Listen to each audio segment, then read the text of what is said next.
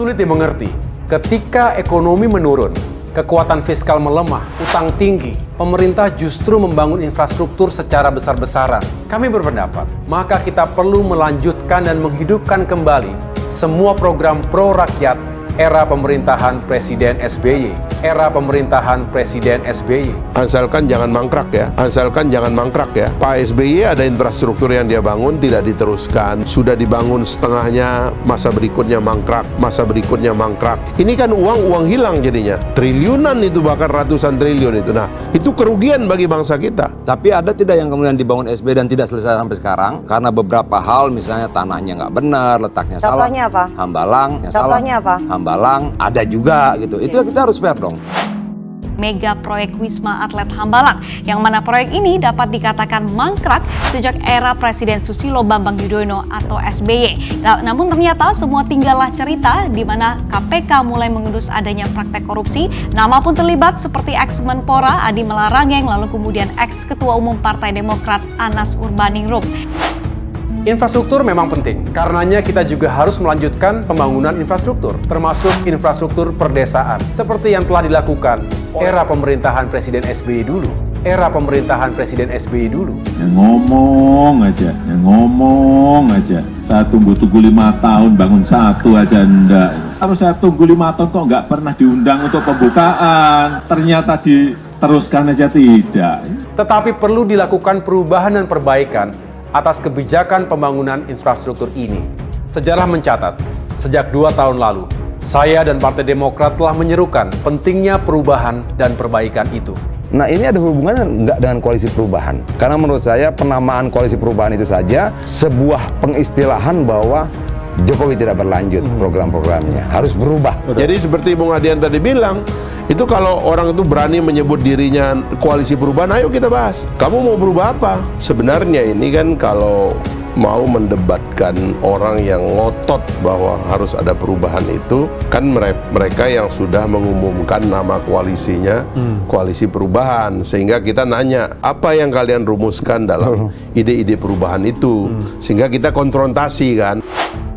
Namun Demokrat memang memiliki sejumlah cara pandang dan pilihan kebijakan yang berbeda dengan apa yang dilakukan oleh pemerintahan sekarang. Kami berpendapat, pemerintah tidak sensitif. Pemerintah juga kurang berpihak kepada 100 juta lebih rakyat kita yang sedang mengalami kesulitan hidup yang serius. Indonesia ini masih berlimpah. Laut kita ini 75% dari tanah kita gitu. Kemudian hutan kita, mineral kita, dan lain-lain itu masih luar biasa gitu. Jadi saya percaya bahwa kekuatan kita sebagai negara bangsa itu sangat kuat sekali. Wajar kalau uang itu kemudian dipakai oleh Pak Jokowi untuk membangun infrastruktur, karena memang itulah keperluan kita sekarang ini.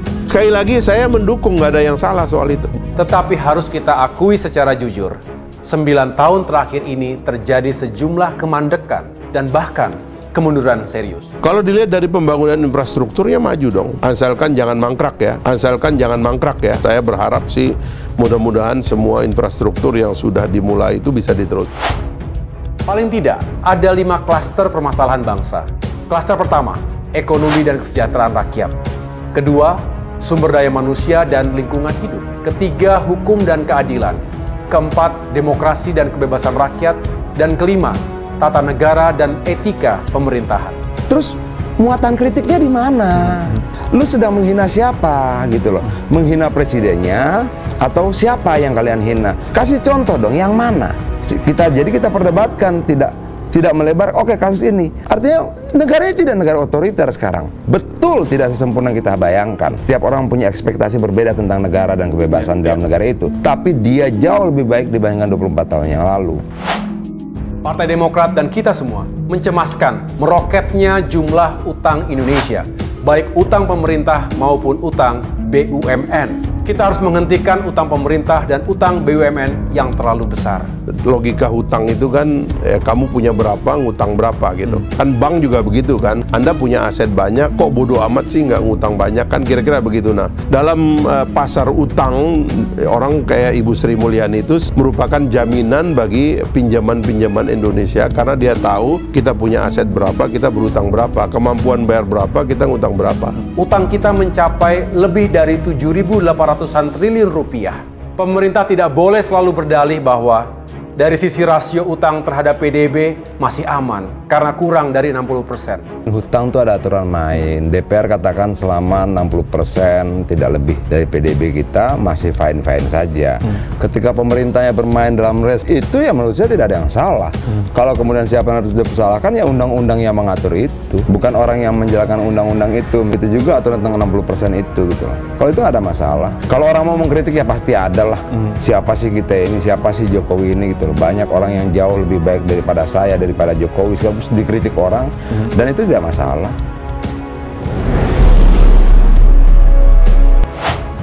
Ketua Umum Partai Demokrat Agus Harimurti Yudhoyono atau AHY menyoroti pertumbuhan ekonomi di masa pemerintahan Presiden RI Joko Widodo atau Jokowi, di mana angka pertumbuhan yang dijanjikan hingga 7% tidak bisa diwujudkan. Kata AHY, Jokowi menjanjikan pertumbuhan ekonomi berada di angka 7–8%. Namun yang terjadi hanya stagnan di angka 5%. Bahkan pertumbuhan ekonomi sempat anjlok saat pandemi COVID-19 melanda Indonesia. Pertumbuhan ekonomi menurun jauh di bawah yang dijanjikan 7% hingga 8%. Pertumbuhan ekonomi stagnan di angka 5%, bahkan sempat anjlok ketika diterjang pandemi COVID-19. Akibatnya, penghasilan dunia usaha dan kesejahteraan rakyat terpukul. Daya beli golongan menengah ke bawah juga menurun. Jelas AHY dalam pidato politiknya pada Jumat 14 Juli 2023. Tak hanya soal ekonomi, AHY juga menyebut angka kemiskinan dan pengangguran meningkat di saat ekonomi tumbuh rendah. Akibatnya utang negara melambung tinggi, baik utang pemerintah maupun BUMN. Ada yang berdalih lambatnya pertumbuhan ekonomi karena pandemi COVID-19. Argumentasi seperti ini saya nilai hanya separuh benar. Faktanya sebelum pandemi datang, ekonomi kita sudah mengalami permasalahan. Sehingga mesti ada sebab dan faktor yang lain di luar pandemi. Jelasnya, dikatakan AHY, angka pertumbuhan ekonomi turun salah satunya karena dipengaruhi pemerintah yang salah mengambil langkah dan kebijakan pembangunan. Saat ekonomi sulit, pemerintah justru melakukan pembangunan besar-besaran yang dinilai tidak pro terhadap kesejahteraan masyarakat. Kami berpendapat pemerintah tidak sensitif. Pemerintah juga kurang berpihak kepada 100 juta lebih rakyat kita yang sedang mengalami kesulitan hidup yang serius. Menurut kami, sikap kebijakan dan tindakan pemerintah seperti ini yang perlu diubah dan diperhatikan, papar AHY. Seperti diketahui, pidato yang berjudul 14 Agenda Perubahan dan Perbaikan tersebut tampak banyak mengkritisi kinerja pemerintah sekarang, yakni era Presiden Joko Widodo alias Jokowi. AHY juga tak lupa menyinggung beberapa program masa ex-Presiden RI Susilo Bambang Yudhoyono alias SBY. Berikut 5 poin utama yang disinggung oleh AHY dalam pidato politiknya itu. AHY tak menepis bahwa Indonesia banyak menunjukkan kemajuan dalam perekonomian. Kendati demikian, putra sulung SBY tersebut turut menyinggung bahwa selama beberapa tahun terakhir, perkembangan kesejahteraan rakyat urung menunjukkan kondisi optimal. AHY juga turut menilai bahwa pemerintahan kini semakin gencar menggait modal asing. Ia tak menampik bahwa investasi adalah salah satu kunci dalam pembangunan ekonomi. Namun ia menegaskan urgensi keseimbangan antara modal dalam negeri dengan modal luar negeri. AHY menilai bahwa pemerintahan kini terlalu longgar dalam memberikan lahan investasi bagi pemodal asing. Sontak, ia berseru agar Indonesia kembali menjadi tuan rumah di tanah sendiri. Perlibatan investor asing di usaha energi dan sumber daya mineral, bidang pembangunan infrastruktur, kesehatan, perkebunan, dan lain-lain dinilai terlalu longgar. sehingga dirasakan kurang adil bagi rakyat. Kita harus menjadi tuan rumah di negeri kita sendiri, terang AHY. Politisi Demokrat ini juga menyinggung utang yang semakin menggunung dan membengkak. Ia menyayangkan bahwa baik utang pemerintah dan utang BUMN semakin meroket. Adapun dampak dari utang tersebut, sebagaimana yang disinggung AHY, yakni sempitnya ruang fiskal. Berkaca dari itu, AHY sontak mewanti-wanti pemerintah agar melihat kondisi negara lain yang gemar berhutang. Kita harus belajar, banyak negara gagal akibat utang yang ugal-ugalan, sindir AHY. Soroti krisis iklim dan kebijakan yang dinilai merusak lingkungan. Tak lupa, AHY juga menyoroti krisis iklim dunia yang juga berdampak ke Indonesia. AHY turut menyayangkan bahwa respon pemerintah terhadap krisis iklim kurang serius, tercermin dari beberapa kebijakan yang ia nilai bisa membawa kerusakan lingkungan. AHY sontak menuding program Jokowi, yakni food estate, sebagai salah satu biang kerok kerusakan lingkungan. Jutaan hektar hutan yang telah dibabat untuk proyek-proyek food estate yang ternyata juga gagal adalah contoh yang tidak baik, tegas AHY. AHY lalu memaparkan beberapa program era SBY yang dinilai layak untuk dicanangkan kekinian guna menjawab berbagai isu negara.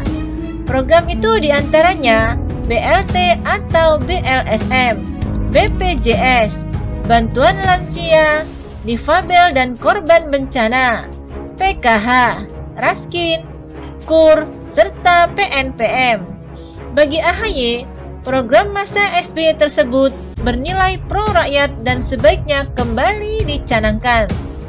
Kita perlu melanjutkan dan menghidupkan kembali semua program pro rakyat era pemerintahan Presiden SBY, ujarnya. Bukan kali ini saja, AHY menyinggung pembangunan pemerintahan Jokowi. Pada akhir tahun lalu, AHY mengatakan Jokowi tinggal gunting pita. Pernyataan itu pun langsung dibantah oleh Adian Napitupulu, anggota DPR RI fraksi Partai Demokrat Indonesia Perjuangan atau PDIP. Adian Napitupulu menguji pernyataan Ketua Umum Partai Demokrat Agus Harimurti Yudhoyono tentang gunting pita infrastruktur pemerintahan Presiden Joko Widodo. Kita uji apakah pernyataan AHY itu kebenaran atau kebohongan, kata Adian melalui keterangan tertulis. Ketika saya membaca pernyataan AHY terkait gunting pita infrastruktur, seketika saya kembali merasa kasihan pada AHY.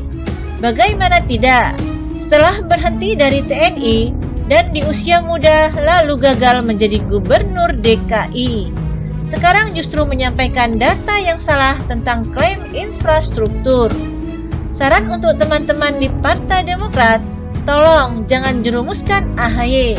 Kan kasihan sudah sewa tempat mahal, bicara di hadapan 3.000 kader, pakai sound system ribuan watt, diliput banyak media, data yang disampaikan salah total. Tapi ya sudahlah, daripada berlama-lama mengasihani AHY, lebih baik kita bicara tentang data, angka dan fakta untuk membuktikan pernyataan AHY ternyata bertentangan dengan kenyataan. Kita uji apakah pernyataan AHY itu kebenaran atau kebohongan. Kita ambil 3 jenis infrastruktur. Semoga contoh ini cukup mewakili. Sebagai alat ukur awal kapan pembangunan, kita gunakan dari tahap konstruksi dimulai. Jalan tol yang dibangun SBY di periode 2005 hingga 2014, mulai dari konstruksi hingga gunting pita, total 189,2 km. Sementara jalan tol yang dimulai konstruksinya di pemerintahan SBY tapi diselesaikan oleh Jokowi, total ada 222 km. Kalau total panjang tol yang dimulai era Jokowi tahun 2015 hingga nanti 2023, total sepanjang 2.290 km. Hingga akhir 2014, SBY menyelesaikan 24 bandara yang sebagian besar sudah dikerjakan oleh Presiden sebelum SBY. Jadi SBY hanya meneruskan sebagian lalu ikutan gunting pita, bukan membangun seluruhnya dari awal. Sementara bandara yang groundbreaking-nya dilakukan SBY, tapi akhirnya diselesaikan Jokowi, jumlahnya ada 7 bandara, yaitu Kertajati, Tebelian, Muara Teweh, Buntu Kunik, Morowali, Miangas, dan Namniwel. Adapun bandara yang konstruksinya dimulai oleh Jokowi sejak 2015 akan selesai 2023, total ada 31 bandara. Beberapa bendungan dimulai konstruksinya tahun 2014, beberapa bulan sebelum masa jabatan SBY berakhir, seperti Bendungan Tentip, Ragnamo, Logung, Gondang, dan Pidekso. Kelima bendungan ini, SBY mungkin hanya sempat melakukan seremoni peletakan batu pertama saja. Ya, kira-kira bermodal 1 sak semen dan beberapa buah batu saja. Kenapa demikian? Karena memang masa jabatan SBY di tahun 2014 secara konstitusional hanya 10 bulan saja. Lalu berapa bendungan yang bisa dibilang SBY berperan cukup besar walaupun juga tidak selesai? Kira-kira ada 13 bendungan saja. Itu pun penyelesaiannya tetap di tangan Jokowi. Orang mungkin bertanya, berapa bendungan yang konstruksinya dibangun Jokowi dan selesai di era periode Jokowi? Dalam data saya, dari 2015 hingga nanti 2023, total ada 39 bendungan. Sementara 4 lagi diresmikan tahun 2025, bonus bagi pemerintahan berikutnya. Semoga 3 jenis infrastruktur ini cukup menjadi bukti bahwa pernyataan AHY itu tidak benar. Atau kalau istilah sekarang, menurut definisi versi KBBI dan Wikipedia, kebohongan itu sesuai dengan definisi hoax.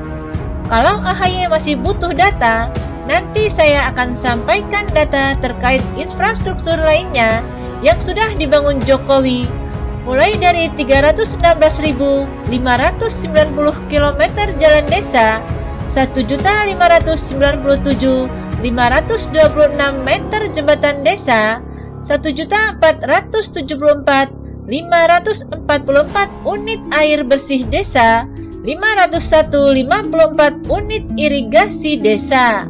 Apa AHY perlu data lain terkait jalan nasional non-tol, infrastruktur limbah, listrik, telekomunikasi, minyak, gas bumi, olahraga, pariwisata, perumahan rakyat, dan jenis-jenis lain sesuai Perpres 38 tahun 2015.